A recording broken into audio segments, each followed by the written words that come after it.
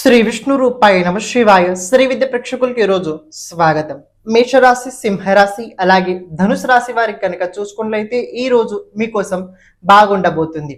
ఈ రోజు ముఖ్యమైన రెండు విషయాల లోపల మార్పులు జరిగే అవకాశాలు ఎక్కువగా కనపడుతున్నాయి. వృషభ రాశి, కన్యా రాశి అలాగే మకర రాశి వారికి కనుక చూసుకున్నట్లయితే ఈ రోజు మీకోసం పర్వాలేదు, బాగానే చెప్పుకోవచ్చు.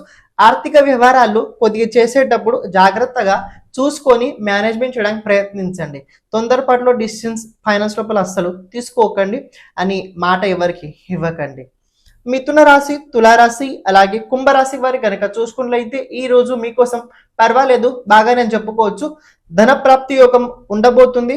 దాంతో పాటు ఖర్చుల యోగం కూడా ఆ రకంగానే ఉండబోతుంది. కర్కటక రాశి, వృశ్చిక రాశి అలాగే మీన రాశి వారి గనుక చూసుకున్నట్లయితే ఈ రోజు కొద్దిగా అనవసరమైన ఖర్చులు ఎక్కువగా కనపడుతున్నాయి.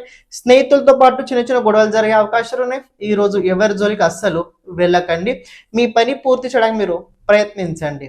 ఈ రోజు ప్రతి ఒక్కరూ విష్ణు సహస్రనామ స్తోత్రాన్ని చదవడానికి ప్రయత్నించండి. ఛానల్ని ప్రతి ఒక్కరూ సబ్స్క్రైబ్ చేసి పెట్టుకోండి. సర్వం శివార్పణమస్తు. శ్రీమాత్రేయ నమః.